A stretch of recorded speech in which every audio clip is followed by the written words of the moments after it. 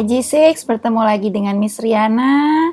Sekarang kita di pembelajaran 3, buka buku tematik kalian, Bu Pena 6A halaman 36.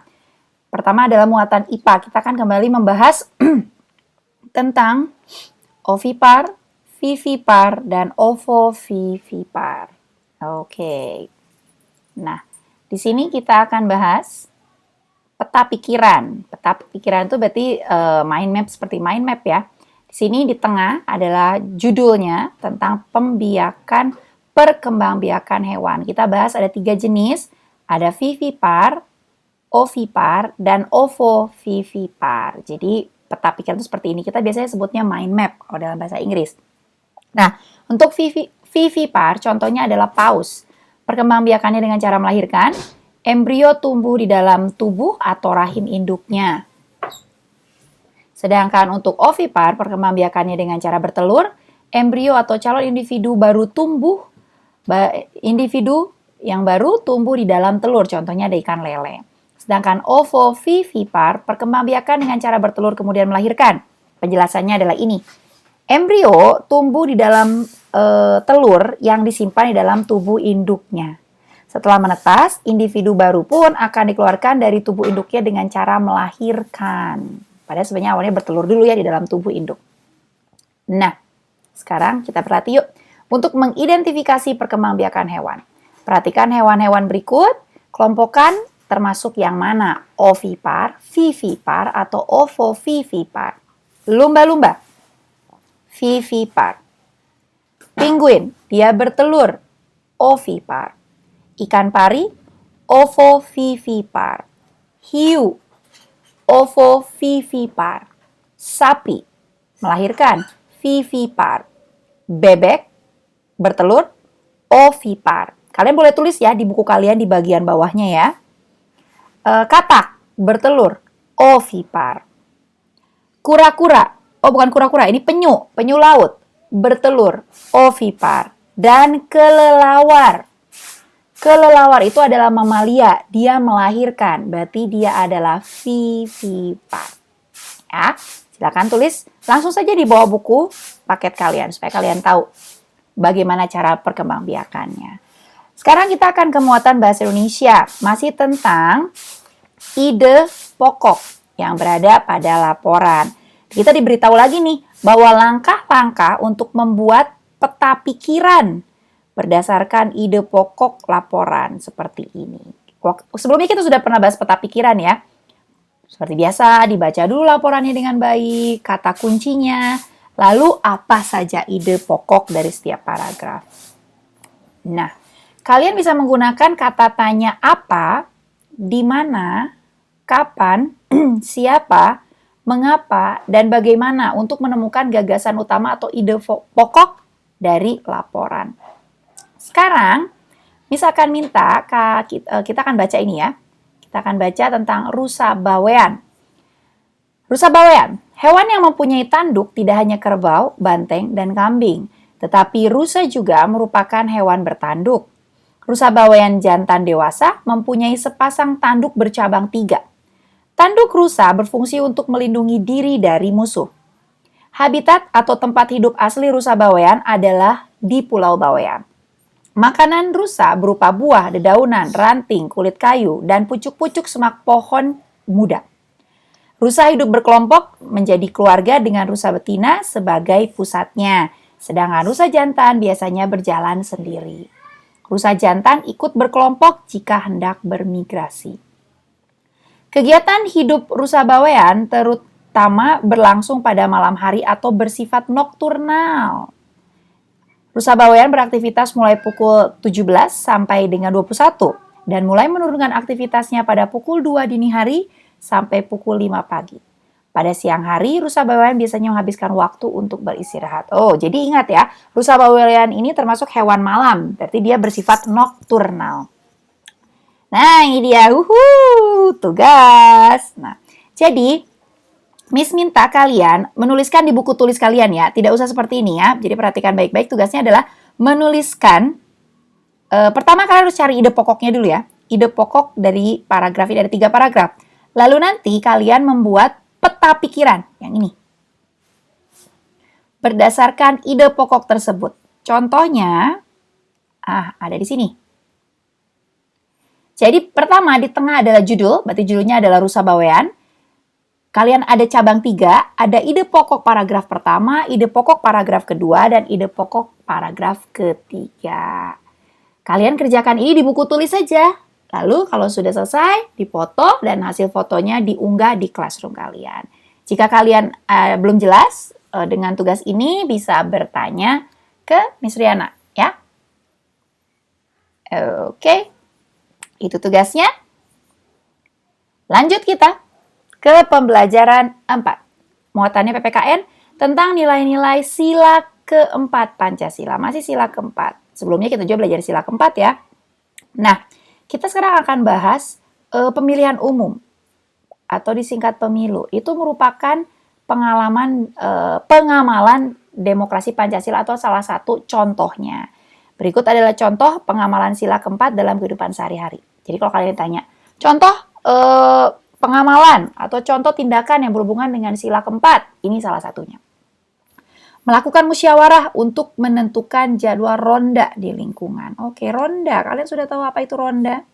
Ronda itu kayak piket ya, piket malam di mana setiap warga bergantian untuk menjaga keamanan lingkungan. Nah, biasanya akan rapat tuh keluarga, biasanya bapak-bapaknya sih karena melakukan ronda malam biasanya kaum pria ya, laki-laki. Jadi mereka akan rapat, bapak siapa, hari apa, gitu. Jadi ada jadwalnya. Kalau kita kayak piket kelas. Kemudian mengikuti pemilu, pemilihan umum, ini atau pemilihan presiden atau pemilihan kepala daerah. Kalian belum bisa karena syaratnya adalah sudah berumur 17 tahun atau sudah menikah sehingga sudah punya KTP. Apa itu KTP? Kartu tanda penduduk. Kemudian, mengikuti pemilihan ketua kelas dengan tertib. Ini kalau kita lakukan di kelas ya. Cuman karena kita sekarang sedang PJJ, kita belum bisa melakukan musyawarah untuk piket kelas ataupun pemilihan ketua kelas. Tapi kita akan melakukannya nanti pada saat video call. Tenang saja, kalian akan tetap merasakan bagaimana rasanya berdiskusi. Dan 4, tidak memaksakan kehendak dalam suatu musyawarah. Jadi ini, intinya musyawarah adalah tidak memaksakan kehendak. Setiap orang boleh memberikan pendapatnya, tapi nggak boleh maksa. Itu syaratnya. Harus ikhlas jika pendapatnya tidak diterima. Oke, kita latihan yuk. Bacalah beberapa kejadian berikut, lalu tentukan pernyataan yang sesuai atau tidak sesuai dengan sila keempat Pancasila. Kalau sesuai kita checklist, kalau tidak sesuai kita beri tanda X ya. Keluarga Dedi berdiskusi untuk memutuskan jenis hewan yang akan mereka pelihara. Berdiskusi, itu kata kuncinya. Benar. B.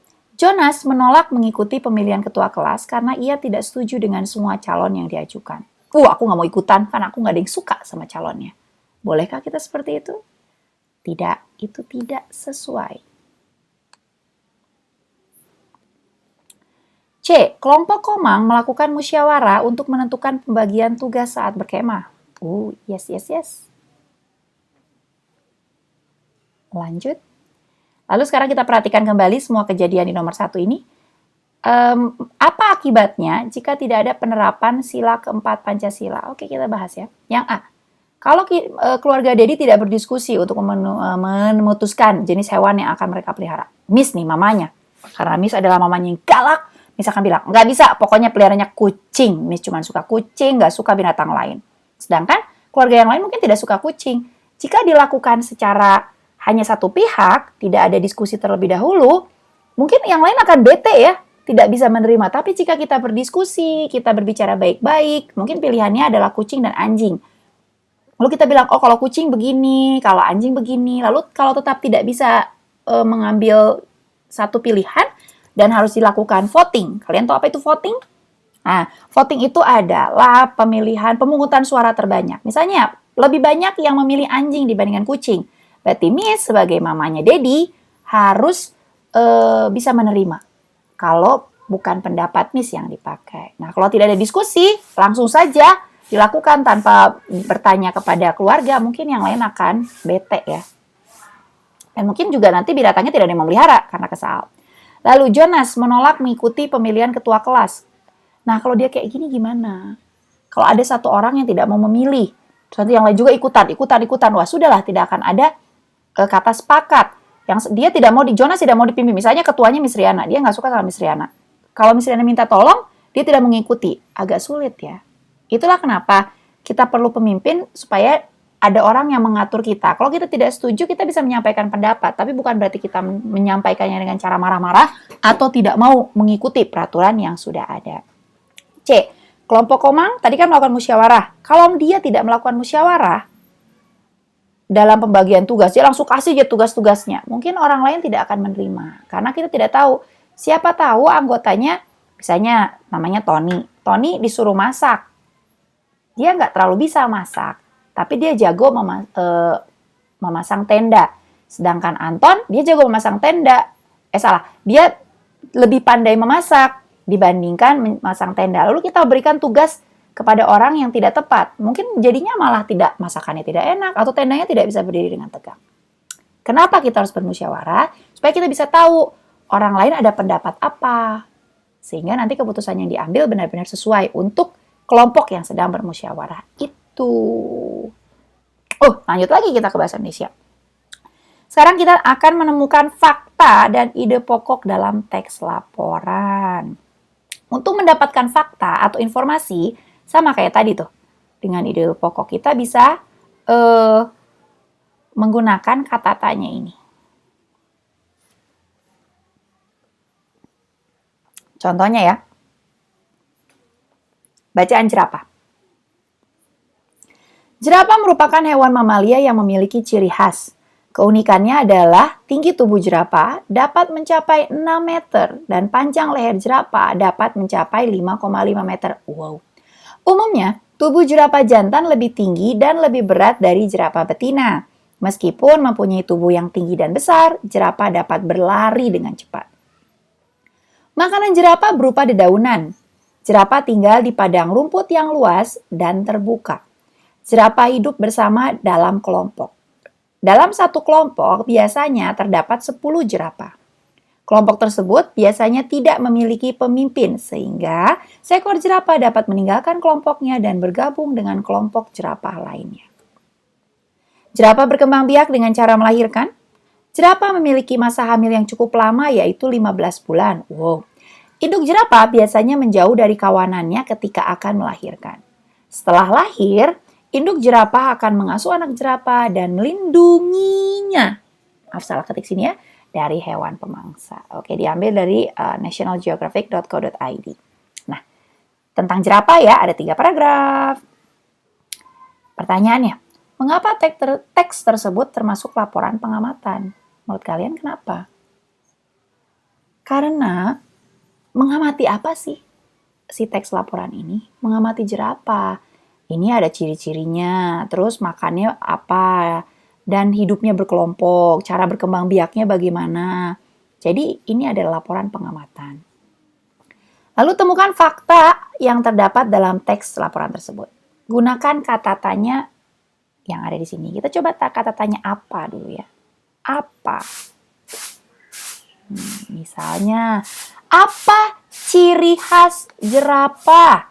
Ciri khasnya adalah tinggi tubuh jerapah dapat mencapai 6 meter dan panjang leher jerapah dapat mencapai 5,5 meter. Itu apa?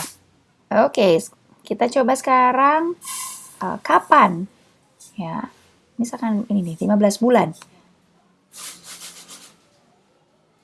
Kapan induk jerapah akan melahirkan? Setelah 15 bulan misalnya. Terus kita coba, bagaimana cara jerapah hidup? Jerapah hidup bersama dalam kelompok.